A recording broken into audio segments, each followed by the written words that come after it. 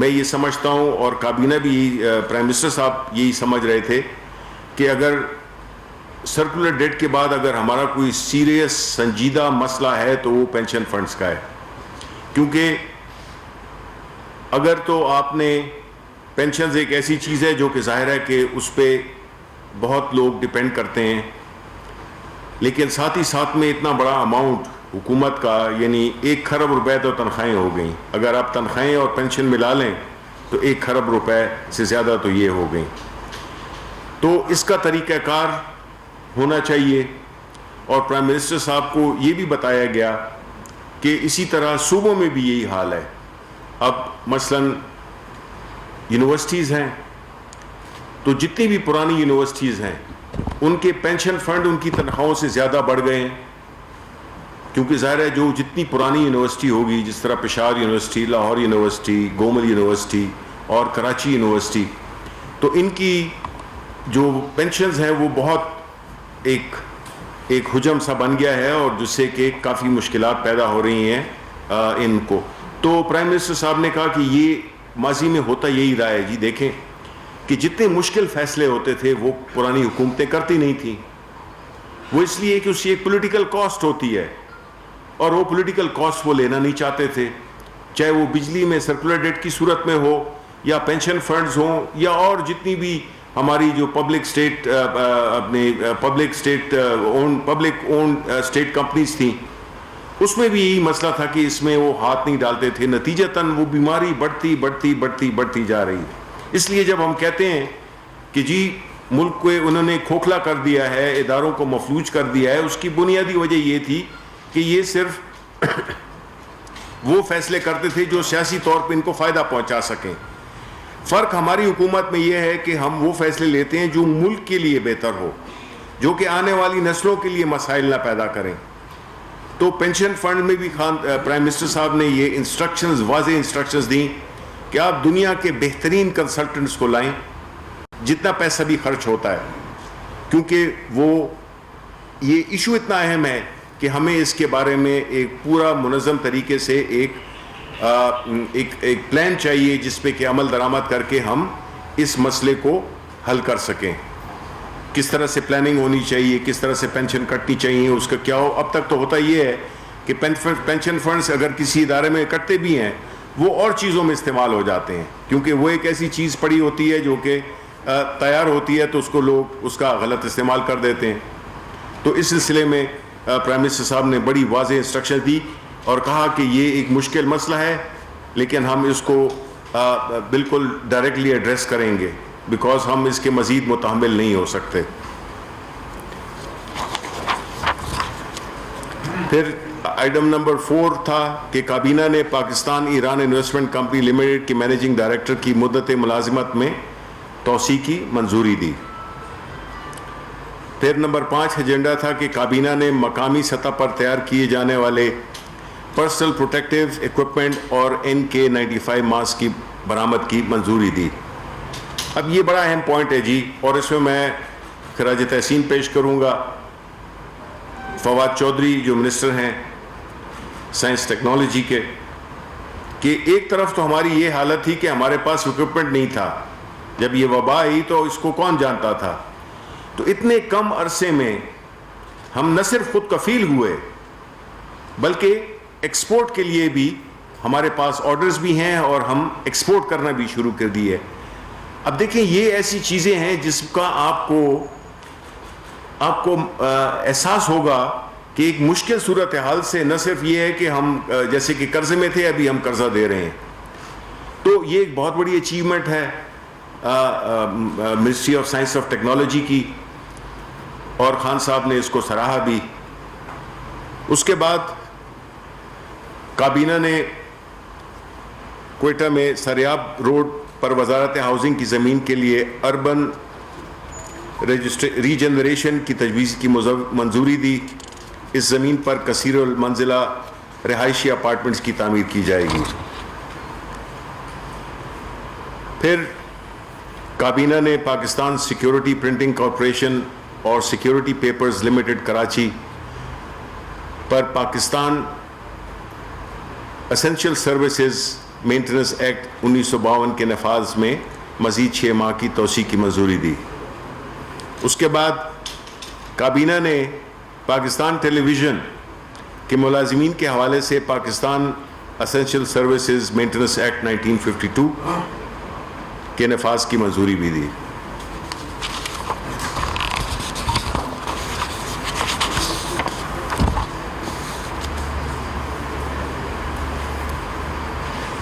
پھر کابینہ نے انسداد دہشت گردی ایکٹ 1997 کی شق 11(0) اور 11(00) اور 11(c) کے تحت اختیارات وفاقی حکومت سے صوبائی حکومتوں کو تفویض کرنے کی منظوری دی۔ ایجنڈا نمبر 12 تھا کہ کابینہ نے پیٹرول کی قلت کے لیے قائم کی جانے والی انکوائری کمیشن میں راشد فاروق اور عاصم مرتضیٰ کی جگہ صابر حسین اور ملک امجد سلیم کو شامل کرنے کی منظوری دی۔ آخری آئٹم تھا جس میں کابینہ نے پاکستان آئی لینڈ ڈیولپمنٹ اتھارٹی کے قیام کے لیے فریش قانونی تجاویز کی اصولی منظوری دی۔ یہ تو تھے ہمارے ایجنڈا آئٹمز جس پہ کہ بحث بھی ہوئی اور منظوری بھی ہوئی۔ اس کے بعد اگر میں ایک ہی اس میں لے لوں کہ ہمارے دوست سوال کرنے میں کافی بے چین ہیں، تو وہ تھا ایک دوسری کمیٹی جو کہ بنیادی طور پہ آپ کو پتہ ہے، میں نے ذکر بھی اس کا کیا ہے کہ پرائم منسٹر صاحب جس چیز سے سخت جن کو وہ ایک فکر لاحق ہے وہ ہے آٹے اور چینے کی قیمتوں کی۔ یہ کمیٹی ہر ہفتے ملتی ہے جس میں کہ سارے صوبوں کے چیف سیکرٹریز، فوڈ سیکرٹریز اور کابینہ کے کچھ ارکان شامل ہوتے ہیں، اور اس پہ کافی بحث ہوتی ہے اور جو قیمتیں ہیں ان کا جائزہ لیا جاتا ہے۔ تو جہاں تک آٹے کی قیمتوں کا تعلق تھا تو اس میں اگین وہی تھا کہ کچھ فرق تھا کراچی کی قیمتوں میں اور پشاور کی قیمتوں میں، اسی طرح پنجاب کی۔ اس میں جو اصل چیز ایک تو یہ ہے کہ سندھ حکومت اپنی گندم ریلیز نہیں کر رہی ہے، جس کی وجہ سے وہاں پہ بھی مہنگی ہے، آٹا مہنگا ہے، اور اس کی جو ایفیکٹ ہے وہ باقی صوبوں کی جو قیمتوں پہ ہے اس پہ بھی پڑتا ہے۔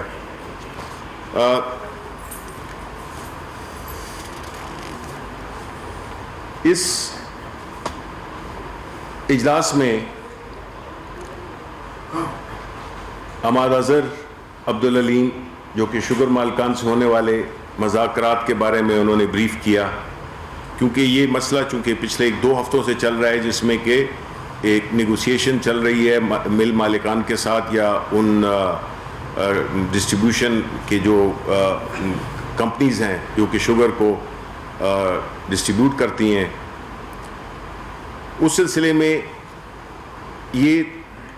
آبزرویشن دی گئی کہ پنجاب میں جو چینی کا سٹاک ہے اس میں جولائی کے مہینے میں ایک بہت زیادہ ڈراپ دیکھا گیا سٹاکس میں، اور وہ جو ڈراپ ہے یا وہ جو کمی ہے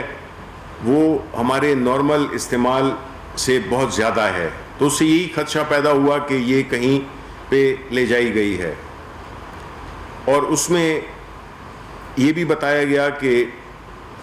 کچھ ٹرکس جو تقریباً کچھ سے مراد کافی ٹرک جو کہ تقریباً 400 ٹن شوگر سندھ کی طرف لے جا رہے تھے ان کو پکڑ لیا ہے۔ اب یہ بنیادی وہی جو ہمارا خدشہ تھا لاسٹ ویک کہ گو کہ چینی کی پرائسز کراچی میں یا پنجاب میں اتنا زیادہ فرق نہیں ہے، لیکن چونکہ حکومت پنجاب نے بہت سختی شروع کی ہے اور وہ ان پہ چھاپے بھی مار رہی ہیں، گرفتاریاں بھی کر رہی ہے کہ جو وہ سمجھتے ہیں کہ وہ ذخیرہ اندوزی کر رہے ہیں، تو کچھ ملوں نے شاید کچھ یہ جو پکڑے گئے ہیں اور اس طرح جو نہیں پکڑے گئے ہوں گے اس گندم کی دوسرے صوبے میں، اس کو میں اسمگلنگ نہیں کہوں گا بیکاز آپ کے اپنے ملک میں جو چیز ایک صوبے سے دوسری صوبے جائے تو اس کی تو کوئی رکاوٹ نہیں ہونی چاہیے، لیکن جب وہ کسی چیز کی قلت پیدا کر رہی ہے، اگر کوئی ایک غیر قانونی چیز ہو رہی ہے، ذخیرہ اندوزی جس کے بارے میں قانون موجود ہے، جس کی تشریح موجود ہے، تو ظاہر ہے کہ اس میں پھر جو حکومتی مشینری ہے وہ اس میں آئے گی، حرکت میں آئے گی۔ چینی کی دوسری ایک طریقہ جس سے کہ قیمتوں کو کمی لائی جا سکتی ہے وہ ہے کہ آپ امپورٹ کریں۔ اب امپورٹ ہم نے جو کی ہوئی تھی، پرائیویٹ لوگ بھی امپورٹ کر رہے ہیں، حکومت بھی امپورٹ کر رہی ہے، اور جو آج ٹی سی پی نے جو امپورٹ کے لیے جو ٹینڈر کھولے ہیں وہ 3 لاکھ ٹن کے لیے ہیں، اور یہ شوگر جو ہے تو 7 ستمبر سے آنا شروع ہو جائے گی، جس سے کہ ہم یہ امید کرتے ہیں کہ قیمتوں میں کمی آئے گی، اور پھر نومبر میں جو ہے تو ویسی کرشنگ سیزن شروع ہو جائے گا، جس کے لیے ہم نے سخت اس کو ڈیلے کرنے کی جو مرتکب ہوگا اس کے لیے ہم نے بڑے سخت جرمانے لگائے ہیں، جو کہ میں نے آپ کو لاسٹ ویک بھی بتایا تھا کہ 50 لاکھ روپے یومیہ جرمانہ لگایا جائے گا، جو کہ پہلے صرف ایک ہی دفعہ 20,000 روپے تھا۔ اسی طرح جو گندم ہے اس کی امپورٹ کے لیے بھی جو ٹینڈر کھولے گئے تھے اس میں جو ویسلز ہیں، جو کہ جہاز ہیں، وہ پہنچ رہے ہیں 24 کو، دوسرا 24 سے 1 اکتوبر تک جو ہے تو 65,000 میٹرک ٹن، جو کہ ٹوٹل 5,40,000 ٹن بنتا ہے، اس دوران میں وہ امپورٹ کیا جائے گا، تاکہ، اور اس کے علاوہ بھی امپورٹ کر رہے ہیں، پرائیویٹ وہ کر رہے ہیں، اور ٹی سی پی نے اس کے لیے بھی ٹینڈر وہ کیے ہیں، ایل سیز، کچھ کی ایل سیز بھی کھل چکی ہیں۔ تو مقصد یہ ہے کہ جو چینی اور آٹے کا جو بحران، مصنوعی بحران میں سے کہوں گا، کیونکہ یہ نہیں ہے کہ سٹاکس کی کمی ہے، لیکن اس کو غلط طریقے سے استعمال کیا جا رہا ہے، تو اس کو قیمتوں کو کم کرنے کے لیے یہی ہے کہ آپ امپورٹ کریں اور مارکیٹ میں اتنی چینی آپ دے دیں اور آٹے کی فراہمی کر دیں کہ اس سے پھر جو ذخیرہ اندوز ہیں ان کو کوئی فائدہ نہ حاصل ہو سکے۔ تو یہ بنیادی چیزیں تھیں جس پہ کہ پرائم منسٹر صاحب نے بہت ہی اس کا اظہار کیا، اور حلیم خان کو اور عماد اظہر کو پھر شوگر ملز کے ساتھ بات چیت کرنے کا کہا کہ اگر کوئی بات چیت سے کوئی طریقہ نکل سکتا ہے جس میں کہ چینی کم ہو جائے، کی قیمتیں کم ہوں تو ٹھیک ہے، ورنہ ہم سخت اقدامات بھی کریں گے، اور اس کی امید ہے کہ ضرورت نہیں پڑے گی۔ جی سر 2 کوشچن ہیں سر، ایک تو آپ کی پریس کانفرنس سے یہ، اور سر دوسرا پولیٹیکل کوشچن ہے جی، کیونکہ آپ نے چینی کی جو آپ نے کہا کہ وہ اسمگل ہو رہی تھی پنجاب سے لے کر جا رہے تھے، اسمگل نہیں مطلب وہاں لے جائی جا رہی تھی، بیکاز اپنے ملک سے ایک جگہ سے دوسری جگہ کو آپ اسمگلنگ نہیں کہہ سکتے، ٹھیک ہے۔ تو شوگر مل سے سر جن کی جو یہ چینی وہاں لے کر جا رہی تھی، ساتھ ہی سر دوسرا آج آپ نے 2 سال اپنی حکومت کے پورے کیے، اپوزیشن کی جو ترجمان نون لیگ کی ترجمان ہے مریم اورنگزیب، انہوں نے آج پریس کانفرنس کی اور انہوں نے یہ کہا کہ کمنٹ کیا انہوں نے آپ کی حکومت پہ کہ 2 سالوں میں پی ٹی آئی کی حکومت نے قابلیت اور میرٹ کا جنازہ نکالا، تو آپ سیلیبریٹ کر رہے ہیں، وہ کہہ رہے ہیں کہ آپ نے میرٹ اور قابلیت کا جنازہ نکالا، اس کو کمنٹ کریں گے سر اور نام بھی بتا دیں۔ دیکھیں، جہاں تک کہ